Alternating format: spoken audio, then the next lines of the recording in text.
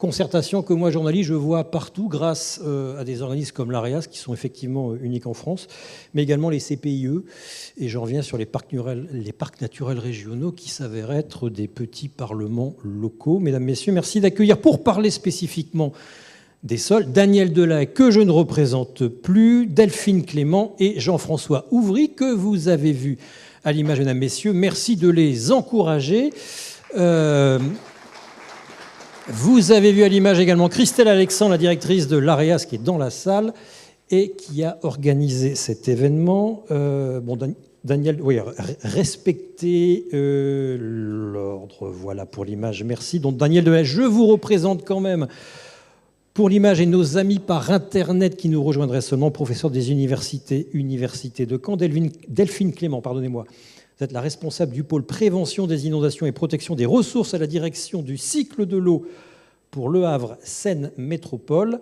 Jean-François Ouvry, vous êtes vice-président agriculture et environnement au syndicat mixte des bassins versants de la Durdan, maire de Saint-Valery-en-Caux, où je vais bientôt à Noël. Figurez-vous, je ne sais pas ce que je vais faire à Noël à Saint-Valery-en-Caux. Je ne sais pas si je vais trouver à manger à Saint-Valery-en-Caux le jour de Noël, s'il y aura un resto ouvert. Je ne sais pas ce qui m'a pris. C'est sans doute pour aller... J'irai vous voir, tiens. D'accord ? On va parler des sols. Daniel, je vous repasse le micro. Peut-être un point changement climatique qu'on n'a pas pu faire tout à l'heure. Oui. Non, il ne faut pas appuyer sur le bouton, sinon vous allez faire rager... la régie, vous allez faire rager Benoît. C'est bon. Oui, alors changement climatique, alors effectivement, oui, j'ai participé aux travaux du GIEC normand. Donc, alors juste, je vais tout simplement dire deux, trois mots, mais si vous voulez plus d'informations, il y a les rapports du GIEC qui sont sur le site de la région. Et puis, il y a dans le cadre du renouvellement ou de la mise à jour du profil environnemental, il y a un numéro qui est sorti sur le climat, donc qui est disponible, et où il y a tout dedans sur les projections climatiques. Alors, faites-nous rêver ou faites-nous peur, je ne sais pas, comme vous voulez. Hein. Un peu les deux. Alors, en ce qui concerne la Normandie, puisque c'est un peu ce qui nous intéresse un petit peu ce matin, ce qui concerne la Normandie, donc je ne m'attarderai pas sur les aspects température, puisque c'est peut-être pas cet aspect-là qu'on traite le plus ce matin. En ce qui concerne les précipitations, donc il fait fort doux aujourd'hui, oui, très très doux. Oui, très très doux. Et donc l'évolution de la pluviométrie est assez sectorisée, je dirais, sur la région, puisqu'il y a d'abord un renforcement de la saisonnalité, c'est quelque chose qu'on connaît peu en Normandie, mais là, qui va être importante, puisqu'on est parfois sur 20-25% de pluie en plus l'hiver, et puis 20-25% de moins l'été. Donc, des sécheresses qui vont être très marquées, et puis des excédents pluviométriques de plus en plus fréquents. Et je dirais, si on prend l'ex-Haute-Normandie, c'est un peu deux salles, deux ambiances, puisqu'en fait, la Haute-Normandie va vraiment être sujette à des excès de pluie, et je dirais que le principal enjeu, notamment du sud de l'Eure, va plutôt être le manque d'eau. Par contre, on en parlait tout à l'heure, tout ce qui est instabilité et événements extrêmes, ça, on en trouvera à peu près partout. Alors, pour l'excès d'eau, qui va plutôt provoquer notre ruissellement, sur la Seine-Maritime, c'est peut-être sur la période octobre à mars, en termes de modèle, une augmentation de 150-200 mm de pluie. Donc c'est important, c'est vraiment important. C'est 2 séquences de formation de battance supplémentaires. Donc c'est vraiment un enjeu fort. Alors, ce que l'on avait montré dans un premier rapport GIEC qu'on avait fait ensemble avec Jean-François, c'est que, certes, c'est des pluies très importantes, mais c'est des pluies que l'on connaît déjà parfois. C'est la séquence, par exemple, de l'hiver 2019-2020, par exemple, où là, on avait enregistré des pluies très, très importantes. Donc, on le connaît. Par contre, on sait bien aussi les dégâts que ça cause, puisque là, on avait eu des érosions massives durant cet hiver. Donc, je dirais qu'on n'entre pas totalement dans l'inconnu. Par contre, on sait que ça, c'est des situations qui sont extrêmement difficiles à gérer. Et ces situations qui sont exceptionnelles aujourd'hui vont devenir de plus en plus fréquentes. Et ce qui va être l'exceptionnel hier va devenir, je dirais pas le banal ou le normal, mais disons quelque chose d'assez fréquent. Alors, il va falloir s'adapter. Et pour revenir au débat qu'on a eu tout à l'heure, de toute manière, toutes les études le montrent, le coût de l'adaptation est toujours inférieur au coût de l'inadaptation. C'est-à-dire qu'au bout d'un moment, ce qu'on refuse de payer tout de suite, on le paiera au centuple plus tard. Donc il faut vraiment trouver les moyens de s'adapter. Et puis en voyant le petit film là, qui était présenté, il y a un autre point qu'on n'a pas abordé. L'intérêt aussi de l'hydraulique douce, c'est d'entretenir culturellement presque le lien avec le parcours de l'eau. Parce qu'autrement, parce qu'on rend l'eau visible. Parce qu'on rend l'eau visible, parce que voilà, quand on va sur le terrain et qu'on discute avec des agriculteurs, eux ils le connaissent bien. Mais globalement, collectivement, ça permet de toujours se souvenir que d'où vient cette eau, comment elle circule, quelles sont ses conséquences. Alors que si on fait que des ouvrages comme ça un peu partout et sans avoir ce lien de la parcelle à l'ouvrage, eh bien, on perd cette culture-là. Et c'est sur cette culture-là qu'on pourra continuer à thésauriser, je dirais, et qu'on pourra continuer à rendre les choses de plus en plus intelligibles par l'ensemble de la société. Jean-François Auvry, c'est une petite révolution mentale. Rendre l'eau à nouveau visible, alors que l'eau de pluie, on la considérait comme un déchet à évacuer dans les réseaux d'eau pluviale. Et puis rendre visible, considérer ce qui était jusqu'à présent une boîte noire qu'on ne voulait pas voir parce qu'on y enferme nos morts et parce qu'on marche dessus, les sols. C'est une double révolution. Oui. Bonjour à tout le monde. Moi, je suis ravi d'être ici.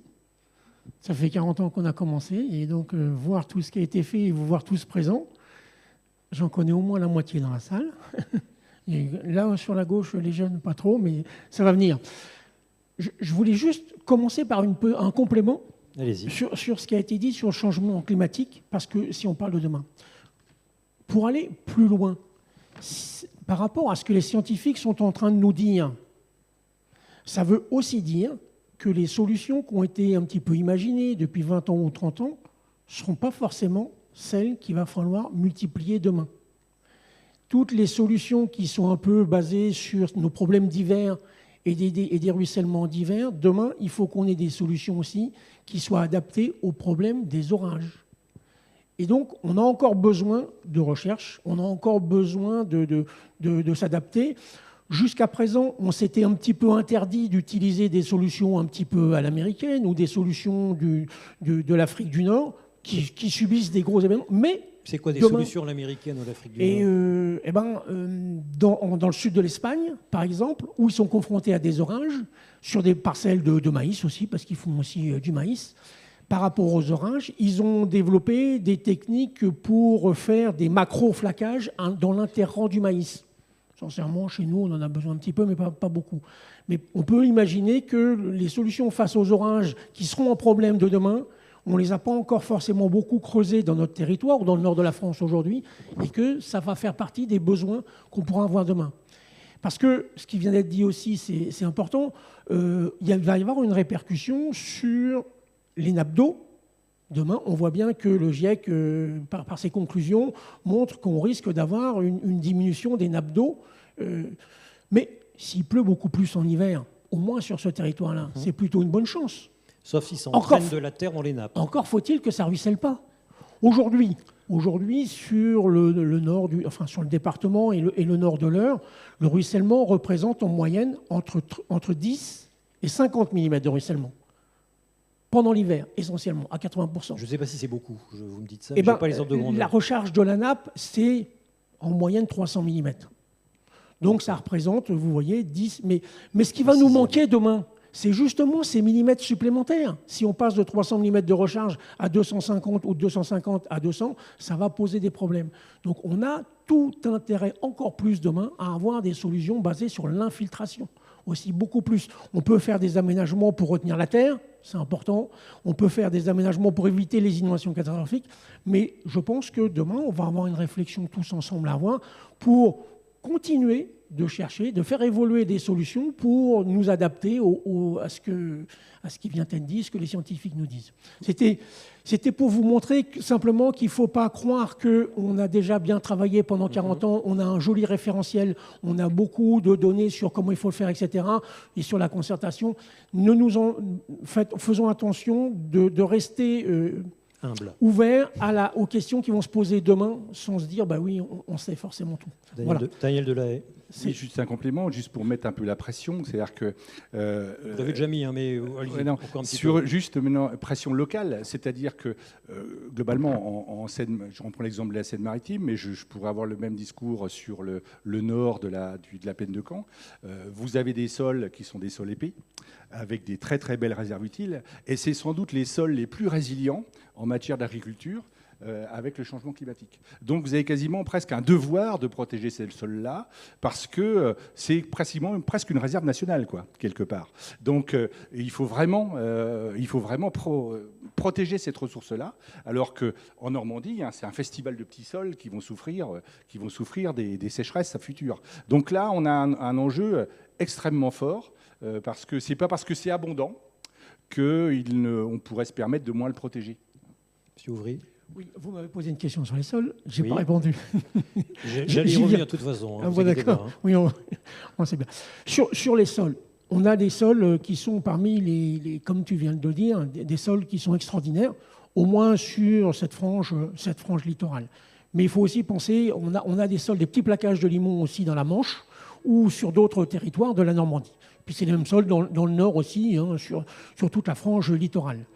Ils sont parmi les meilleurs sols de France. On a la chance d'avoir un climat qui est aussi avec une répartition de la pluie qui est homogène toute l'année et qui fait qu'on a des potentiels de production qui sont énormes.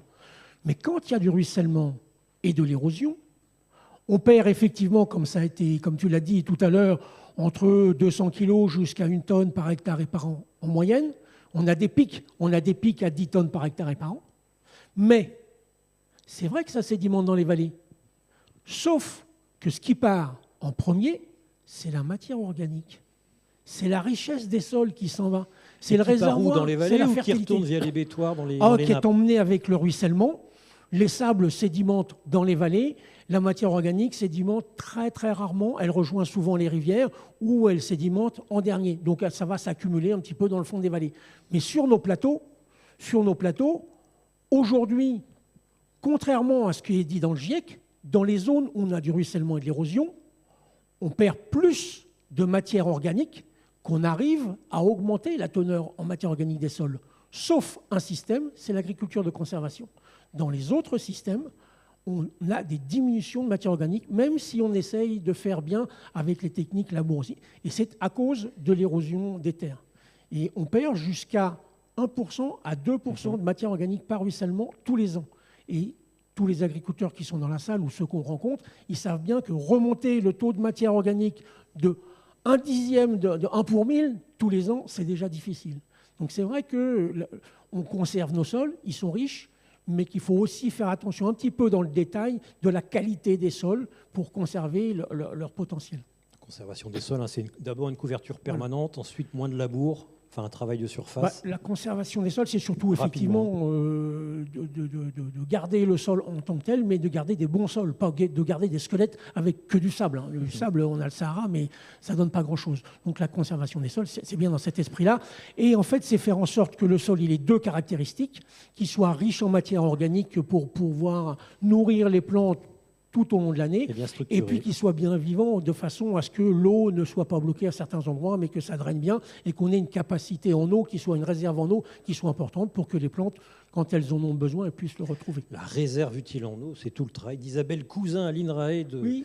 Voilà, que vous connaissez forcément, l'INRAE d'Orléans. Madame Clément, Le Havre Métropole, les sols autour de Le Havre Métropole. Alors vous avez un titre passionnant, vous êtes responsable de fait du cycle de l'eau. Il n'y a pas tant de gens qui, comme vous, ont cette responsabilité-là. J'en connais un à Montpellier qui, lui et elle,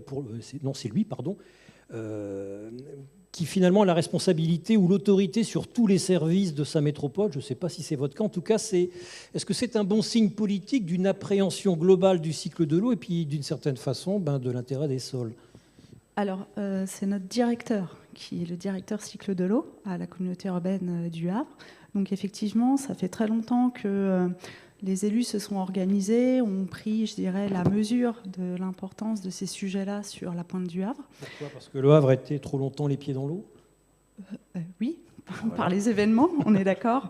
En fait, on est sur un territoire où, on l'a déjà dit, les sols sont très battants. Du point de vue de l'occupation des sols, on a des secteurs qui sont cultivés, beaucoup de cultures industrielles et progressivement la disparition des prairies depuis une quarantaine d'années. Donc tout ça mis bout à bout, le développement de l'urbanisation dans des secteurs historiquement en vallée et davantage au fur et à mesure, ça fait qu'au fur et à mesure des années 80, 90, 2000, il y a eu une succession d'événements qui ont créé des problèmes de coulées boueuses, d'inondations généralisées sur la vallée. Donc, il y a un lien entre la chute de l'élevage, de la démographie des éleveurs oui, et les inondations au Havre et les coulées de boue. Pas un lien direct, mais Non, disons que ça fait partie des circonstances, du contexte qui font que cette évolution-là fait qu'effectivement, on augmente le risque de ruissellement parce que l'occupation des sols évolue et les pratiques évoluent. Et face à ça, qu'est-ce qu'une métropole telle que Le Havre peut faire, a fait, va faire, devrait faire, aimerait faire? Plein de choses. Donc effectivement, historiquement, un petit peu dans la même, dans le même esprit que l'organisation des syndicats de bassin versant. Sur le secteur du Havre, il y a eu un syndicat de bassin versant et la communauté d'agglo qui a pris également la compétence pour mener des grandes études et surtout des gros projets de travaux pour réaliser des ouvrages de lutte contre les inondations. Donc là, on était vraiment sur la gestion des gros volumes. Et en parallèle, tout un tas d'initiatives, d'actions pour l'animation sur le terrain, le dialogue, le conseil avec les agriculteurs pour essayer d'adapter un peu les pratiques localement, à l'échelle d'une parcelle, à l'échelle d'un petit impluvium, réaliser des aménagements d'hydraulique douce et ainsi de suite pour essayer d'aménager un peu comme ça la mosaïque en fait, du bassin versant avec à la fois une répartition de nombreux ouvrages hydrauliques. On a à peu près 380 ouvrages en fait en exploitation, donc 200 qui font vraiment de la gestion des ruissellements. À l'époque où effectivement on remontait en fait le plus en amont possible l'organisation de ces ouvrages de lutte contre les inondations et malgré tout, à l'échelle des parcelles, à l'échelle des petits impluviums cultivés, continuer à travailler avec des groupes d'agriculteurs qui sont là et qui, selon le parcours de l'eau, nous permettent effectivement d'essayer de ralentir, freiner, infiltrer au mieux les ruissellements sur ces terres cultivées.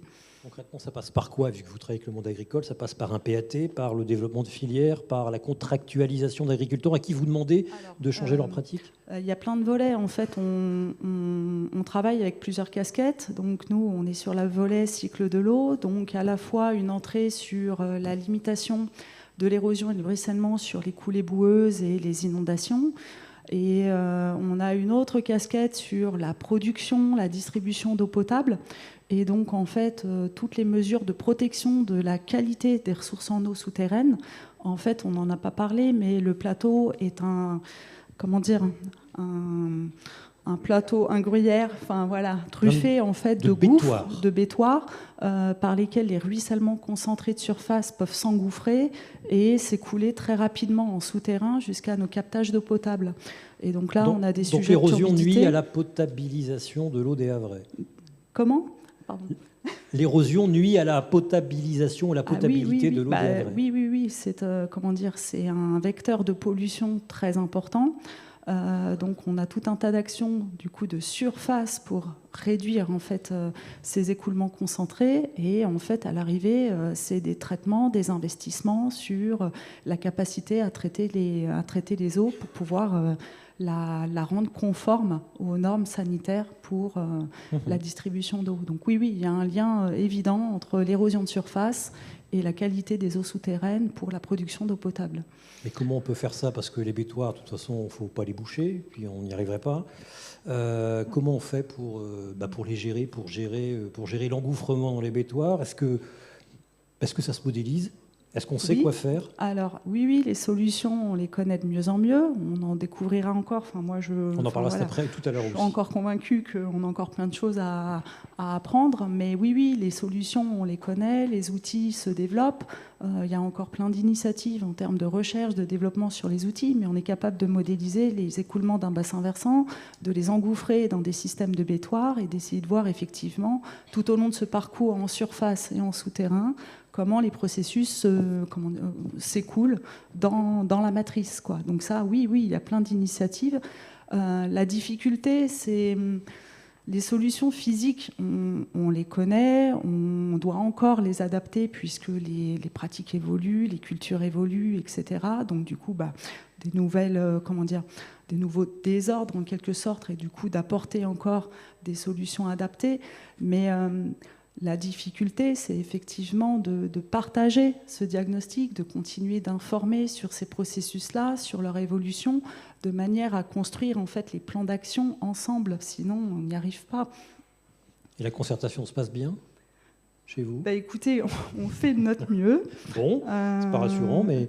Non, on ne peut pas dire que ça se passe mal, mais c'est pas évident. Les acteurs n'ont pas les mêmes enjeux, c'est pas toujours convergent, et donc du coup, c'est beaucoup de temps à se connaître, à comprendre ensemble les sujets, comprendre ensemble les freins, de manière à effectivement trouver les solutions consensuelles pour pouvoir que chacun puisse accepter de faire une action qui puisse supporter. Donc c'est cet équilibre en fait qui est pas évident. Donc et c'est essentiel. Oui, d'autant plus que tout est perturbé, que le monde devient imprévisible, qu'on nous demande de considérer les sols et l'eau dans son entièreté. Jean-François Auvry, les sols sont devenus un sujet où il y a encore du travail à faire pour en faire comprendre l'importance écologique et l'importance dans notre vie quotidienne, notamment son lien par rapport à l'eau, son lien avec l'eau. Je vais vous donner mon avis personnel. Oui. Oui, c'est la question, c'est vrai. Je pense que les sols, ça n'a pas été forcément beaucoup le sujet. Le sol en tant que tel. Le sujet a été surtout la mauvaise utilisation des sols et les conséquences que ça pouvait avoir. C'est surtout pour ça. Maintenant, je crois que c'est le sujet parce que ça va être l'une des clés, l'une des pistes de solution pour demain. Et donc, on n'a pas beaucoup parlé de qualité des eaux de nappe, de pesticides qu'on retrouve, etc. Le sol a quelque chose à jouer. Bien sûr, il y a les pratiques, naturellement. Bien sûr, il y a les pratiques, etc. Mais le sol, ça va être la partie de filtre, de transition obligatoire. Que ce soit, on l'a un peu pour les nitrates, on ne l'a pas trop pour les phosphates chez nous, mais on pourrait l'avoir. Sur les phosphates, on l'a dans le cadre du ruissellement. On ne l'a pas en surface, mais pas en percolation. Donc je pense que la question du sol, si on veut faire simple, ça va être une question importante pour demain, pour nourrir avec des aliments de qualité, peut-être de façon un peu différente. Et là, il faut qu'on travaille tous ensemble. Bien sûr, les chambres d'agriculture sont mobilisés au premier chef dessus. Et puis le sol sur la biodiversité, je pense que Daniel pourra en parler mieux que moi, mais dans le sol, on a un réservoir de biodiversité qui est énorme, inconnu, mal connu, etc., mais qui joue un rôle fondamental sur tout le reste, parce qu'en fait, on voit, nous, la biodiversité qui est en surface, on voit les plantes, on voit les arbustes, etc. Encore faut-il qu'ils se développent bien, mais ils vont se développer bien que si le sol est vivant. Le sol est vivant à plusieurs degrés, et pas que les vers de terre. Les vers de terre, c'est un petit peu notre indicateur final, comme la truite dans les rivières. Et donc, je crois que demain, même si on change d'échelle et qu'on dézoome complètement et qu'on regarde à l'échelle de la planète, avec le changement climatique qui va s'opérer à l'échelle de la planète, le sol va avoir un rôle crucial pour nourrir en fait un petit peu tout le monde, parce qu'il va y avoir des bouleversements importants. Et nous avons la chance, en France, d'avoir des agriculteurs qui savent bien produire et d'avoir des sols qui sont de qualité variable, mais des bons sols aussi. Ici, c'est le cas. Il va falloir il serait intelligent qu'on y fasse attention pour qu'il puisse perdurer. Vous le disiez en introduction tout à l'heure, la construction d'un sol, comme on a à peu près partout en Normandie, c'est 10 000 ans qu'il faut. Mais en 1000 ans, on peut les raser complètement. Voilà. Alors, la difficulté, c'est qu'on a une échelle d'évolution qui reste lente à l'échelle d'une vie humaine. Je vous dis, c'est 100 ans, c'est 1000 ans pour perdre un sol. C'est vrai qu'aujourd'hui, dans le Pays de Caux, malgré tous les ruissellements qu'on a, malgré le fait qu'on perde 1 tonne ou 2 tonnes par hectare et par an, c'est 1/10 de millimètre en moins. Ça ne se voit pas. C'est pas beaucoup. Voilà. Mais sur 1000 ans, ça va avoir des répercussions importantes pour nos enfants, etc. Donc je pense qu'il faut... Ça va peut-être être l'objet de la directive cadre sur les sols au niveau européen, dans lequel, vous le savez, l'érosion est placée en 3e position sur le risque des sols. Mais il ne faut pas attendre forcément d'avoir des directives ou des lois, etc., pour pouvoir aller dans ce sens-là. les pratiques culturelles ont un impact forcément sur la qualité des sols, mais c'est un peu réversible. On le voit bien aujourd'hui, quand on a des parcelles, ça arrive que des parcelles passent de culture en zone boisée. Bon, c'est un peu rare, mais ça arrive. Mais on voit quand même que la qualité du sol, en 10 ans ou 20 ans en dessous, elle change complètement. Donc, c'est pas irréversible par rapport à ça. Mais c'est vrai que nos sols vont être la clé de la protection de l'eau en surface, du ruissellement de ce qui va dans les rivières, etc. C'est des phénomènes sur le temps long. Il faut qu'on intervienne sur le temps long. Je ferai un parallèle. Vous évoquiez la falaise tout à l'heure, le recul des falaises. On a aussi l'élévation du niveau de la montée de la mer. Ça va être un phénomène lent aussi, avec 2,5 mm ou 3 mm, on en est aujourd'hui par an de montée du niveau des mers. On ne s'en rend pas compte, mais dans 100 ans, vous reviendrez à Noël dans 100 ans et on en reparlera. D'accord. Dans 100 ans. Ouais. Je vais essayer. Je vais essayer. Oui, les sols sont une des clés de voûte du changement climatique, de l'adaptation au changement climatique. Et les bons sols, c'est de la prairie. Comme disait une fois devant certains de mes confrères, Guillaume Choisy, ex-directeur de l'agence de l'eau d'Haute-Garonne, si vous voulez vous adapter au climat, bouffez de la côte de bœuf. Ça vous va bien? Voilà, parce que la côte de bœuf, c'est de la prairie, et la prairie, c'est sans doute la meilleure chose qu'on ait inventée, que la nature ait inventée pour bouffer du carbone et absorber de l'eau. J'exagère un peu. Oui, rapidement, je vais passer la parole à la salle. Moi pendant toute ma carrière, je l'ai dit un petit peu autrement, il n'y a pas de mauvaise culture, il y a des mauvaises façons de faire. Donc voilà. ça nous retourne le compliment vers nous. Il y a des agriculteurs, partout en France, qui savent faire du blé avec 0 ruissellement. Il y a des agriculteurs qui savent faire des betteraves avec 0 ruissellement, ou du maïs. Voilà, si je resserre un petit peu sur les problématiques de ruissellement et d'érosion, en fait, la balle revient un peu dans notre camp, quoi. Gardez le micro, Daniel, pour répondre aux questions. Y a-t-il des questions? Internet, ils sont sages sur Internet, où ils dorment. Mesdames, messieurs, des bras vont-ils se lever? Oui, merci, monsieur. Bonjour. Je vous demanderai juste de vous présenter, s'il vous plaît. Bonjour, Arnaud Rosan, animateur rivière et zone humide au syndicat mixte des bassins versants Cosseine. Je voulais réagir un petit peu à ce qui était présenté maintenant. C'est vrai qu'aujourd'hui, on dit que l'érosion, ce que disait M. Ouvry, c'est que c'est infime. On ne voit pas, en fait, sur le terrain ce qui se passe. C'est un petit peu compliqué. Par contre, sur les cours d'eau, on le voit très bien, ce qui se passe. Juste compléter quelques chiffres. Si on prend un taux de concentration de matière en suspension d'1 gramme par litre, qui est une moyenne lorsqu'on a des gros événements sur notre territoire, vous prenez un cours d'eau comme la Sainte-Gertrude qui se jette à Rive-en-Seine au niveau de la Seine, un cours d'eau qui fait 1 mètre cube seconde, on est sur des taux de concentration qui vont justement de 1 kg de terre par mètre cube, représenté sur une journée, sur 24 heures, on arrive à 86 tonnes 500 de terre qui transitent dans le cours d'eau. Donc ce sont quand même des tonnages qui sont assez importants.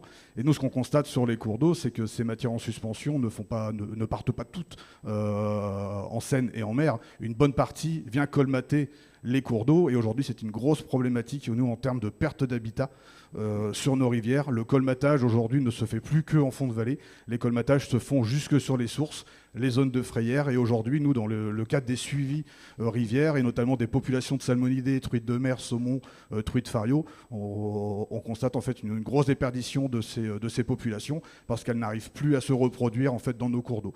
Les suivis qu'on fait maintenant depuis une vingtaine d'années montrent qu'on est en perte et en déclin sur ces populations. Et ça, c'est assez général au niveau du département. Donc voilà, c'était juste pour dire aussi que voilà, on parle beaucoup du plateau, mais il faut aussi parler des vallées qui réceptionnent tous ces limons. Et là, pour le coup, même si ça se voit moins sur les plateaux en matière d'érosion, nous, sur les cours d'eau, on le constate tous les jours. Merci, monsieur. Arnaud, je vais pas répondre à ce que tu dis, mais je vais en profiter pour rebondir sur autre chose qui me paraît important.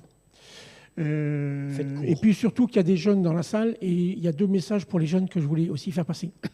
En fait, tu soulèves la question de dire que, en fait, il faut bien regarder quelle est la typologie du problème on est confronté. Tu as un problème de rivière que tu viens d'évoquer. Parfois, on a parlé de problème de coulée de boue. Parfois, on a parlé plutôt d'impact sur l'eau potable.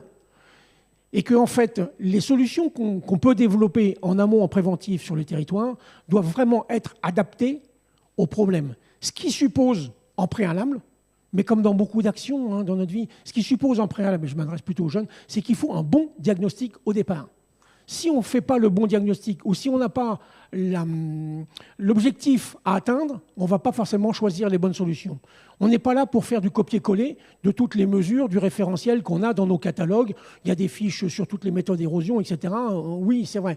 Mais par rapport aux problématiques que tu soulèves, il peut y avoir certaines mesures qui ont du sens, d'autres qui n'ont pas de sens, certaines mesures qui doivent être développées en priorité, d'autres en second, certaines mesures qui doivent être développées en aval et pas forcément en amont. Voilà. J'ai un petit peu évolué au cours de ma carrière et je vais dire le contraire aujourd'hui de ce que j'ai dit il y a peut-être 40 ans. C'est que la solution de travailler en priorité en amont plutôt qu'en aval, elle est bonne sur certaines problématiques, mais elle n'est pas bonne partout. Pour éviter, et peut-être pour commencer, pour rebondir sur la rivière, s'il y a effectivement beaucoup de sédiments qui arrivent dans la rivière, bien évidemment, il faut des solutions sur le long terme à l'amont qui suppriment le ruissellement. Et ça, on mettra 10 ans, 20 ans, 30 ans à y arriver. En attendant, on commence par quoi? En attendant, est-ce qu'on met la bande enherbée ou la fascine sur la première parcelle qui ruisselle à 10 km en amont de la rivière? Non. On va commencer par les parcelles qui sont à proximité de la rivière. Et on va faire l'inverse. Et on va travailler de l'aval vers l'amont. Est-ce que ça se concerte bien entre plateau et vallée? Parce qu'en fait, on a un schéma dans la tête, je finis ma logique, on a dans la tête un plan d'action qui est sur 20 ans ou sur 30 ans. Il faudra bien que tout le bassin versant soit aménagé, l'objectif, l'idéal, à 30 ans. Mais par où on commence? Eh ben, on va commencer par l'aval. Et c'est exactement l'inverse de ce que je disais il y a 30 ans. Donc, selon les diagnostics, selon le problème auquel on est confronté, c'est là où on n'a pas besoin de l'IA, on a besoin de la réflexion pour savoir comment j'interviens, avec qui j'interviens, où dans l'espace en priorité j'interviens, avec quelles mesures. C'est un petit complément qui me permet de revenir sur ce point important, le besoin de l'homme, le besoin de l'animateur et le besoin d'avoir cette réflexion basée sur un bon diagnostic de terrain qui correspond à une demande sociale forte. C'est quoi la demande sociale? C'est plutôt l'eau potable, c'est plutôt la rivière, c'est plutôt autre chose. Voilà. Y a-t-il une autre question, mesdames, messieurs? Une petite parenthèse méthodologique. Mesdames, messieurs, vous êtes rassasiés. J'espère que je vous ai pas coupé. Mais c'est pas fini, Daniel. Oui, ça fonctionne, oui. Donc, oui, une dimension qu'on intègre de plus en plus aujourd'hui, notamment dans la recherche, c'est la dimension un peu multirisque ou concomitance des risques. Parce qu'en fait, dans le ruissellement, je prends l'exemple, on a parlé tout à l'heure, allez, on va prendre l'exemple de Dieppe, par exemple. Puisqu'on en a parlé un petit peu tout à l'heure, voilà, on va avoir des écoulements qui vont venir des cours d'eau et qui vont noyer une partie des basses vallées. On va avoir des ruissellements latéraux, notamment sur des vallons qui peuvent être sensibles à des phénomènes orageux. Donc là, on a déjà la concomitance de deux risques. Et puis ensuite, on va avoir l'élévation du niveau marin. Donc ce niveau marin qui s'élève, il va de plus en plus bloquer les écoulements des cours d'eau, donc ralentir les écoulements, provoquer des inondations plus importantes et puis aussi faciliter cette sédimentation dans les basses vallées, donc d'une partie des matériaux qui sont transportés. Donc il faut aussi intégrer cette dimension-là et puis je pourrais rajouter aussi le ruissellement urbain avec la difficulté d'évacuer, de plus en plus d'évacuer le pluvial puisqu'on va avoir aussi le niveau marin qui va contraindre cette évacuation. Tout ça confondu dans un espace donné et ça je pense que c'est vraiment fondamental, c'est-à-dire ce que disait Jean-François, c'est-à-dire commencer aussi par l'aval, c'est aussi identifier cette concomitance de risques et savoir qu'une goutte d'eau elle peut provoquer plein de différents problèmes et que ces problèmes interagissent sur un même espace, quoi. Et même quand elle n'est pas là, rétractation, gonflement des argiles, sécheresse, etc. Madame Clément, je vous laisserai le mot de conclusion. Je vous ai vu acquiescer aux propos de Daniel, voilà, sur le multirisque porté par la goutte d'eau. Oui, effectivement, le domaine de l'eau, c'est assez intégrateur, oui, avec à la fois des éléments en surface, en souterrain. Moi, je considère souvent que effectivement nos ruissellements, l'érosion, c'est un peu plus facile de communiquer dessus parce qu'effectivement, avec un peu de chance, en allant sur le terrain à une bonne saison, on peut montrer les choses et donc ça peut parler aux gens et favoriser finalement la prise de conscience aussi de certaines choses. Chacun sera acteur. Après, nous, dans les services, effectivement, on brasse un certain nombre de compétences dont les solutions convergent, se rejoignent, trouvent les mêmes, les mêmes avantages, avec souvent finalement un certain nombre d'acteurs concernés également les mêmes. Donc on a cette vision globale des risques et de manière effectivement à l'analyser et à identifier, je dirais, les conditions critiques et la manière de s'y préparer et d'adapter du coup des actions pour pouvoir effectivement en limiter au mieux les incidences dans une vision globale, quoi. Bon, pour limiter les risques, le ZAN, c'est bien ou pas? Le ZAN. Le ZAN. Ah, le ZAN. Merci. Vous avez 2 minutes, c'est bien. Le ZAN, oui. Enfin, effectivement, nous, du point de vue du ruissellement, le ZAN, ça nous va bien. Ça, on peut que aller concrètement, ça veut dessus. dire quoi, le ZAN, pour la métropole du Havre? Le ZAN, du coup, c'est de trouver toutes les opportunités dans le cadre du développement économique, dans le cadre de l'aménagement du territoire, dans le cadre des plans d'urbanisme. Des zones aménagées ou des zones aménagées autrement, ou vous interdisez de construire sur certaines zones pour faciliter le ruissellement, l'infiltration? Le ruissellement, oui. Disons qu'il va y avoir des éléments de réglementation, parce que ça va passer par là, pour pouvoir réutiliser des anciennes friches, etc. Dans le cadre de nouvelles installations, avoir un certain nombre de règles de manière effectivement à tenir l'objectif de la ZAN. Oui, ça va s'imposer à tous les acteurs, à toutes les collectivités. À l'échelle d'une communauté urbaine, ça passe beaucoup par de la réglementation sur le droit des sols et effectivement par les équipes qui travaillent sur le développement économique, l'aménagement du territoire, pour travailler avec les opérateurs de manière à tenir l'objectif. Oui. Daniel, on protège les sols avec le ZAN? Il faut mettre le micro sur le menton. Oui, effectivement, pour les sols, c'est intéressant. J'insisterai juste sur un point, c'est si on doit continuer à urbaniser des terres, prenons en compte le potentiel qu'elle représente, notamment pour l'agriculture.